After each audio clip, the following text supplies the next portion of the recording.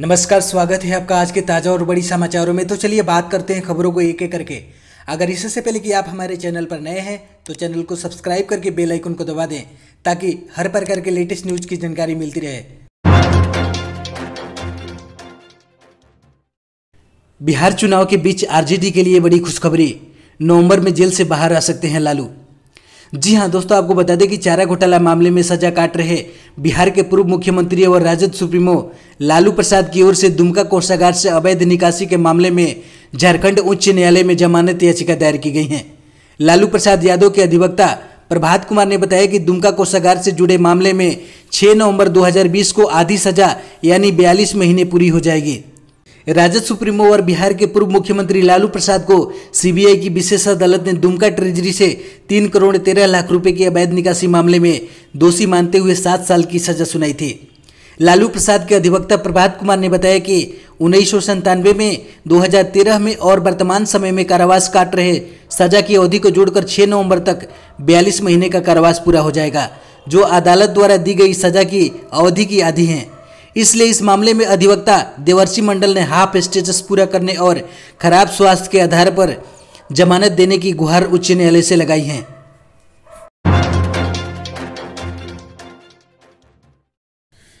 Delhi high court का आदेश, बिना transfer certificate के भी अब स्कूल में मिलेगा एडमिशन।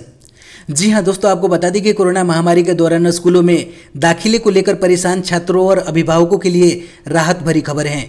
दिल्ली हाईकोर्ट ने दिल्ली के सरकारी और प्राइवेट स्कूलों को लेकर महत्वपूर्ण आदेश दिया है।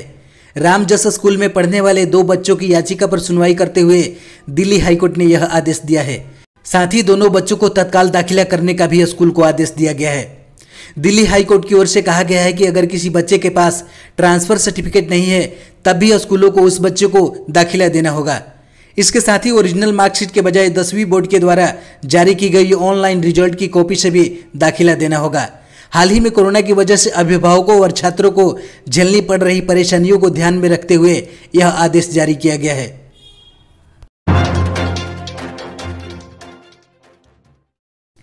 दिल्ली में हवा हुई और जहरीली, गंभीर श्रेणी में पहुंचा AQI। जी हां दोस्तों, आपको बता दें कि देश की राष्ट्रीय राजधानी दिल्ली में वायु गुणवत्ता धीरे धीरे खराब होती जा रही है। इससे दिल्ली के लोगों में सांस लेना दुभर हो गया है। वहीं भीड़ भाड़ वाली जगहों पर प्रदूषण के चलते लोगों की आंखों में जलन तक हो रही है।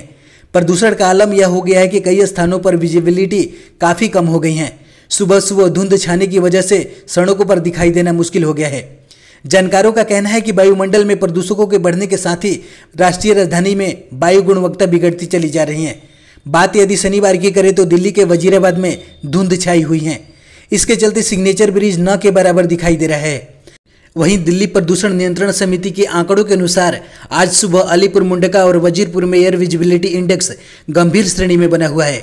इससे लोगों के स्वास्थ्य पर प्रतिकूल प्रभाव पड़ रहा है। इससे कोरोना मरीजों के सांस लेने में परेशानी हो सकती है।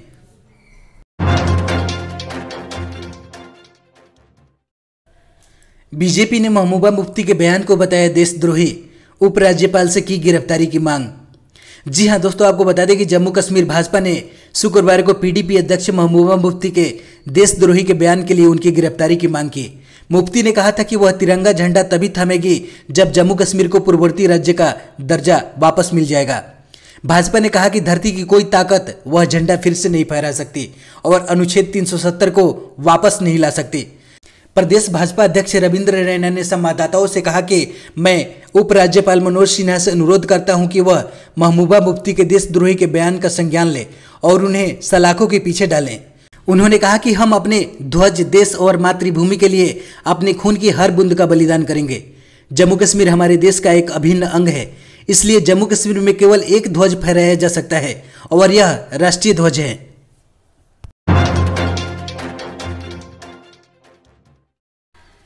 दिल्ली से यूपी बॉर्डर तक मात्र 10 मिनट में 250 करोड़ रुपए में बनकर तैयार हुआ फ्लाईओवर। जी हां दोस्तों, आपको बता दें कि पूर्वी दिल्ली स्थित सीलमपुर और शास्त्री पार्क फ्लाईओवर शनिवार को शुरू कर दिया गया।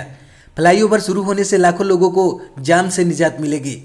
303 करोड़ रुपए की लागत का यह फ्लाईओवर मात्र 250 करोड़ रुपए में बनकर तैयार हुआ है। CM अरविंद केजरीवाल ने कहा कि ईमानदार सरकार ने दिल्ली की जनता के 53 करोड़ रुपए बचा लिए। पहले सरकारी प्रोजेक्ट में बचने वाला पैसा नेताओं की जेब में रिश्वत के तौर पर चला जाता था, जबकि हम हर प्रोजेक्ट में पैसे बचाकर दिल्ली के लोगों को निःशुल्क स्वास्थ्य सेवाएं, दवाइयाँ, शिक्षा आदि सुविधाएं प्रदान कर रहे हैं।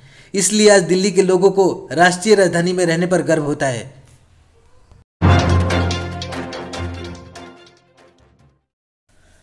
रिसर्चर्स बोले यूएस में फरवरी तक कोरोना से होगी 5 लाख मौतें। राष्ट्रपति ट्रंप की बात बकवास साबित।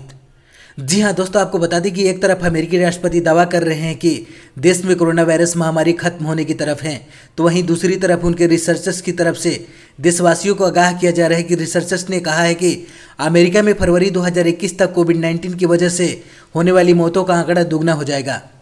गुरुवार को अमेरिका में 70,000 से ज़्यादा कोरोना केस आए हैं और अब यहाँ संक्रमित मरीजों का आंकड़ा 8.45 मिलियन पर पहुँच गया है, जबकि 2,23,000 अमेरिकी की मौत हो गई हैं।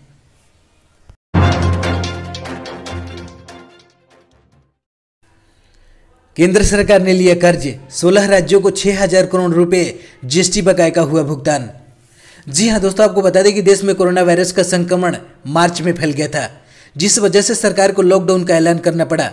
इससे अर्थव्यवस्था भी पटरी से उतर गई, साथ ही टैक्स का कलेक्शन भी बहुत कम हुआ और कोरोना की रोकथाम पर ज़्यादा खर्च किया गया, जिस वजह से केंद्र सरकार राज्यों को जीएसटी भुगतान नहीं कर पाई थी, लेकिन अब धीरे धीरे भुगतान शुरू हो गया है।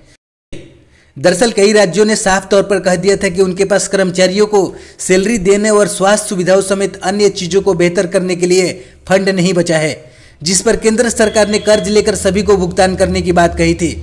अब महाराष्ट्र, गुजरात, बिहार, असम और जम्मू कश्मीर समेत 16 राज्यों और 2 केंद्र शासित प्रदेशों को जीएसटी क्षतिपूर्ति की पहली किस्त के रूप में कर्ज लेकर 6,000 करोड़ रुपए फंड ट्रांसफर किए गए हैं। वित्त मंत्रालय के मुताबिक राज्यों को कर्ज का ऑप्शन दिया गया था, लेकिन जीएसटी परिषद की बैठक में उस पर सहमति नहीं बनी।